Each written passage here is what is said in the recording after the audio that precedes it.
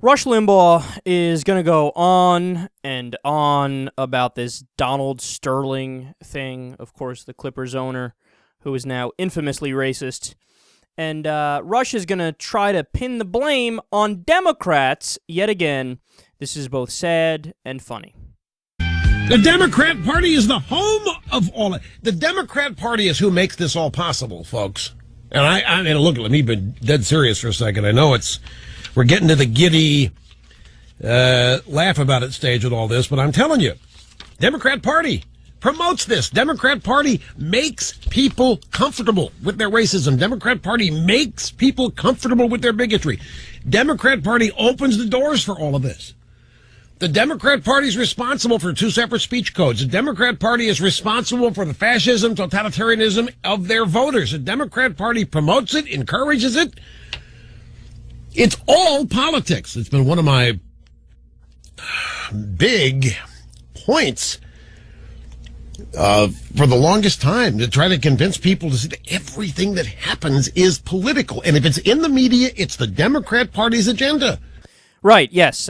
Everything the Democrats do is political, and they control the media, which is why recently President Obama was awarded the Lie of the Year, and every single media outlet covered it ad nauseum.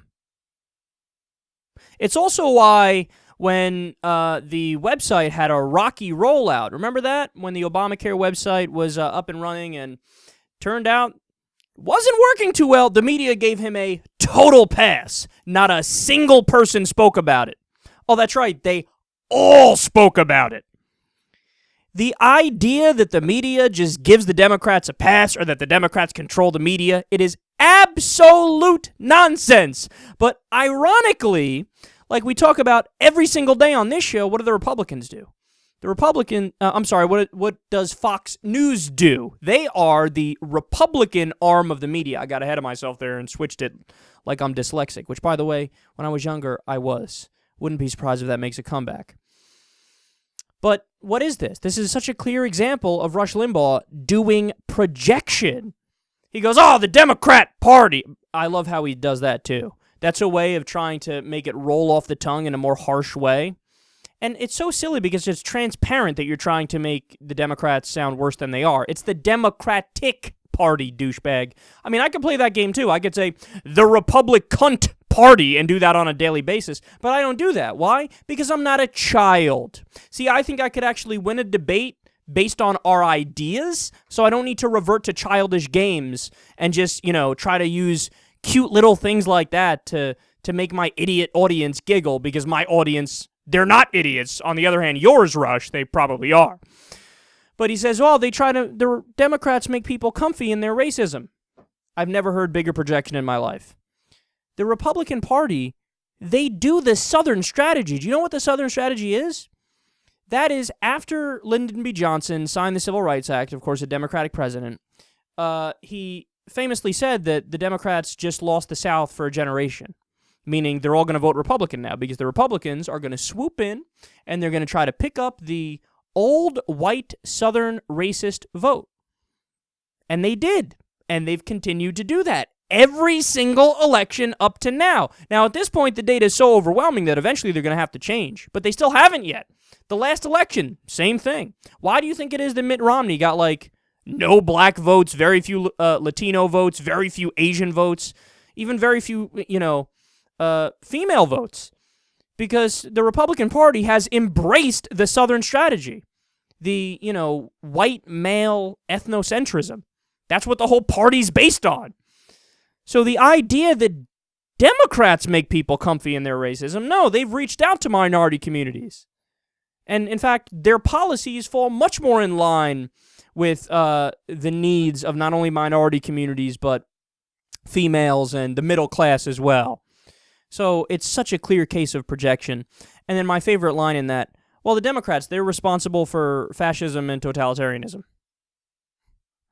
What? See, again, this goes back to what Rush does. And this is, I'll make the Howard Stern point again. Howard Stern made a great point on his show, and he said, look, I wouldn't mind listening to a show like Limbaugh, like listening to political talk radio. Just the problem is that he all he does is defend the Republicans and attack the Democrats. Every single day, it's the same thing. Everything bad in the world that's ever happened ever, blame liberals, blame Democrats, and the Republicans are the saviors and they're the angels and they're great. Every single show, it's the exact same thing. Doesn't it get tired? Doesn't it get boring? Meanwhile, you listen to shows like ours. The very first segment I did today, what was I talking about? How Chuck Schumer is doing kabuki theater and doing a Trojan horse where he's pretending to do the right thing and get money out of politics, but he's not actually doing it. So we're equal opportunity destroyers. We go after both sides, wherever there's idiocy, and there's a lot of idiocy and a lot of corruption to go around.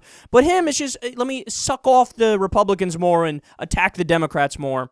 Look, man, you gotta go by the definitions. You gotta go by the facts. And when it comes to fascism and totalitarianism, okay, you can make an argument totalitarianism. You could say communism. Communism is typically applied to the far left.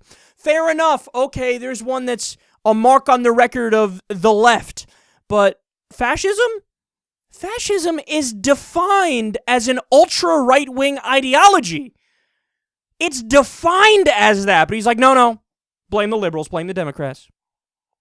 But at that point, you're not even trying, man. You're not even trying.